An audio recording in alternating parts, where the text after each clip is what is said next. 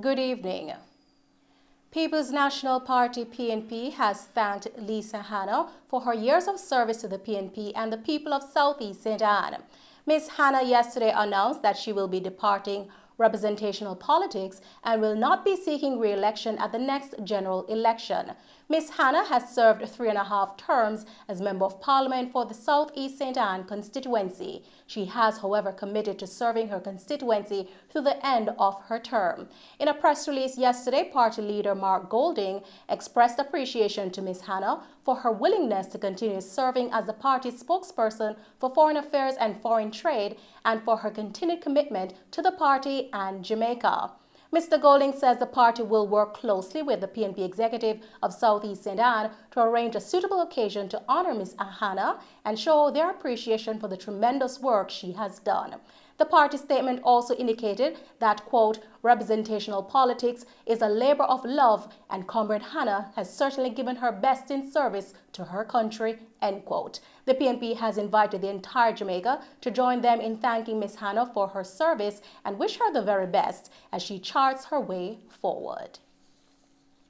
The police in St. Thomas are probing the death of a senior citizen whose body was found inside his Yalas home yesterday. He's 68-year-old Joubert Fisher. The body was discovered with a wound to the head. Investigators are probing if the wound was self-inflicted or done by another party. A post-mortem is scheduled for a later date. The Westmoreland police say they are now in search of 2 men who are believed to be behind the shooting death of 1 man and the shooting and wounding of another in Gordon District, White House, Westmoreland on Monday afternoon. The deceased has been identified as 28-year-old Garshon Myers, otherwise called African, a construction worker also of Gordon District in White House, Westmoreland. Reports from the White House police are that shortly after 2 p.m., Myers and another man were traveling on a motorcycle when they were ambushed by the suspects who were traveling in a Toyota Mark X motor car. The men opened fire, hitting the motorcycle rider and Myers, who was the pillion, before speeding away. The police were summoned and upon arrival, both men were discovered suffering from gunshot wounds. They were rushed to the Savannah Lamar Hospital where Myers was pronounced dead and the other man treated and admitted in stable condition. In the meantime, 2 men were arrested and charged after a foiled robbery that occurred along the intersection of Retreat and Seymour Avenue in Kingston on Tuesday, July 19. Charged with assault at common law, robbery with aggravation, and illegal possession of firearm are 25-year-old Miguel Stone of Sussex Lane, Franklin Town, and 19-year-old Paul Alexander of York Street, both in Kingston 16. Reports from the Halfway Tree Police are that at about 11:45 a.m., a licensed firearm holder saw a woman being robbed at gunpoint by Stone and Alexander. The licensed firearm holder challenged the men, causing the Honda motorcycle on which they were traveling to collide. The police were summoned and on their arrival, both men were taken to hospital. Alexander and Stone were charged on Tuesday, August 9, after an identification parade in which they were pointed out. The court date is being finalized. Jamaicans can now drop off their e-waste at any of the 4 National Solid Waste Management Authority regional offices or its head office located in St. Andrew. NSWMA Executive Director Audley Gordon says that a brand new box body truck was purchased and branded to do e-waste collection across Jamaica. Mr. Gordon said the collection from various facilities will be done based on demand. E-waste is the electronic products that are unwanted, not working, and nearing or are at the end of their useful life. Mr. Gordon said e-waste poses a clear and present danger to the health of people if not handled properly, adding that a lot of the circuit boards that are in electronic products contain dangerous substances. He said that an NSWMA recognizes that there is a need for more drop-off sites to complement the temporary locations at the regional offices, and discussions are being held with the big providers of electronics as well as the municipal corporations to identify more locations. The executive director also shared that as part of its public education strategy, the NSWMA will create and distribute a pamphlet outlining the types of items being targeted for the e-waste collection program. The NSWMA locations for the drop-off are Metropolitan Parks and Markets Waste Management Limited at 67A Hagley Park Road in St. Andrew, Western Parks and Markets Waste Management Limited at 1A LOJ Commercial Center in Montego Bay, St. James, Southern Parks and Markets Waste Management Limited at 4A Mandeville Plaza in Manchester, Northeastern Parks and Markets Waste Management Limited at 2 Stormont Road, New Buckfield, Ocherius, St. Anne. In other news this evening, leading Caribbean edtech company OneOnOne Educational Services has reserved 30 million shares in its initial public offer IPO for members of the Jamaica Teachers Association. This is in keeping with its mantra, I am one, be one too. Here's Truston Grizzle with the details. Members of the Jamaica Teachers Association JTA are in prime position to take up 1.58% of the shareholding of edtech company OneOnOne Educational Services. Outgoing president of the JTA, Winston Smith, expressed delight at the reserved pool set aside for teachers by OneOnOne. Teachers right across Jamaica, once they are members of the Jamaica Teachers Association, because this is an initiative between the Jamaica Teachers Association and OneOnOne. So teachers who are members of the JTA, right, are given the opportunity to participate or to purchase shares. We have safeguarded 30 million shares for our members, and it is a part of our initiative to transform education for our members, to create wealth for them. We started out the initiative by giving teachers token, and we put aside $1,500 for teachers to invest. So when OneOnOne came on to us, we were very excited because here we are now. We would have already given them funds put aside. It's just for them to know, utilize this to invest in purchasing shares. And here we are with OneOnOne to make sure that it's a reality.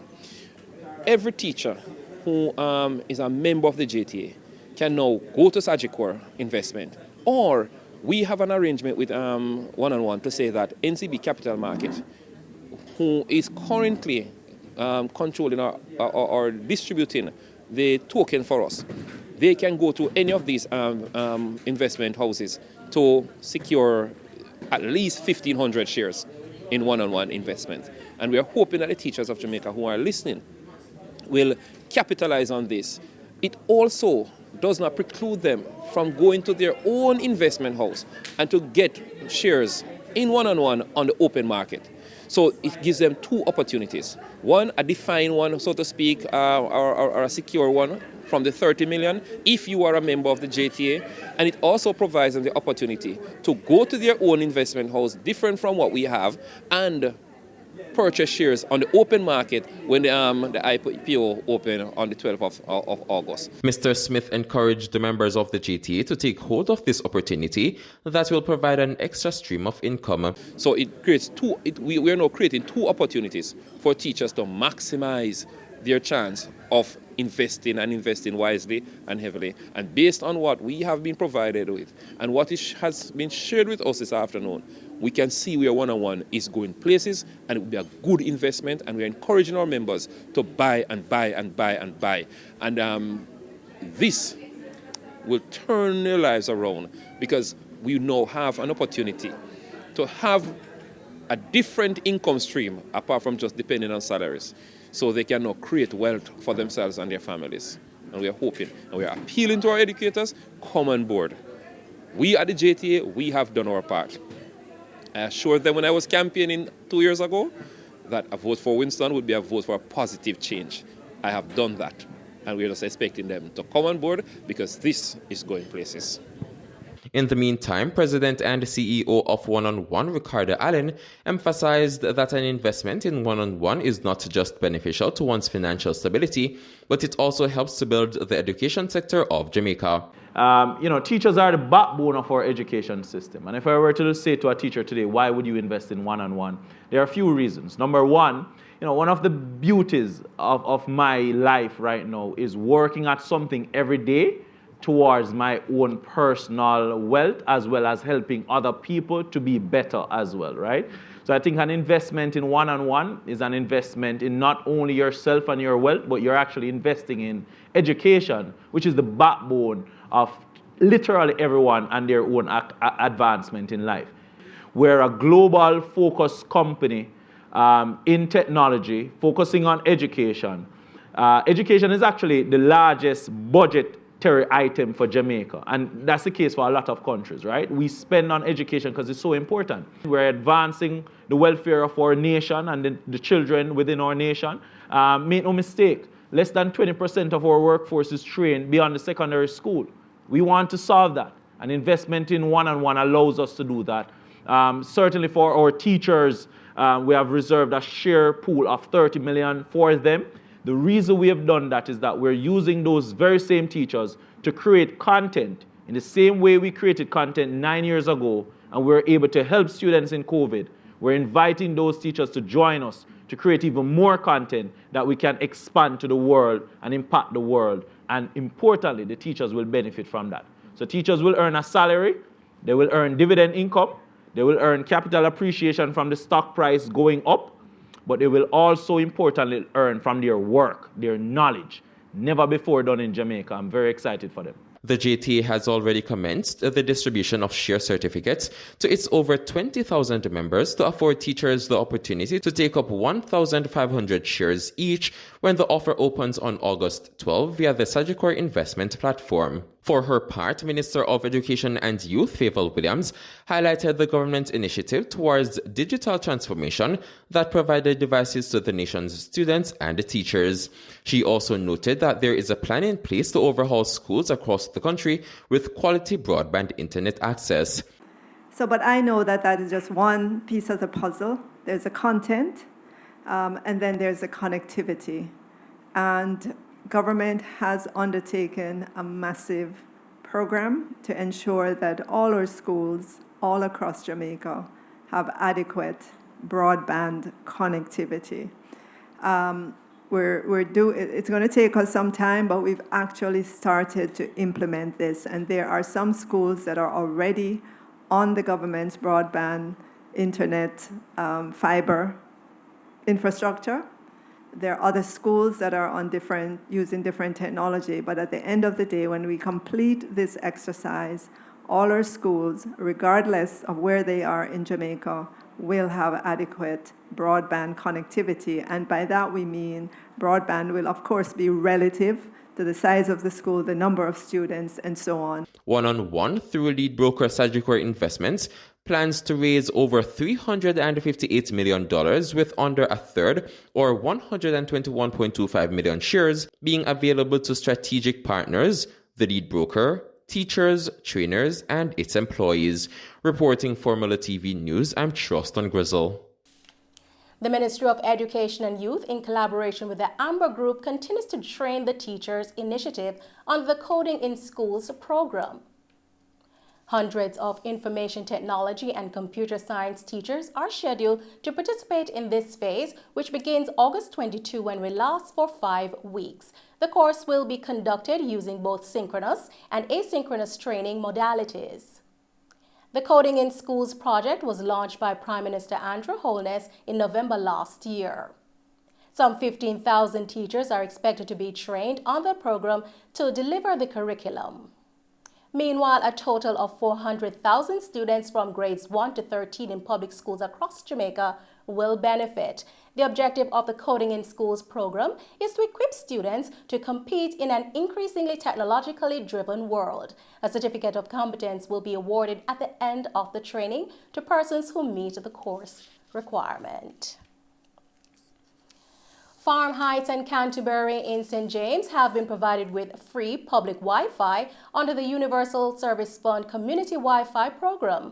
The secured hotspots were officially launched in the two communities on Monday, August 8. The internet facilities have a range of 800 feet and will allow some 200 residents to simultaneously access high-speed service. This was done in a bid to expand residents' computer literacy, access new information, improve students' academic performance, and create opportunities for the uneducated and underemployed to acquire valuable skills.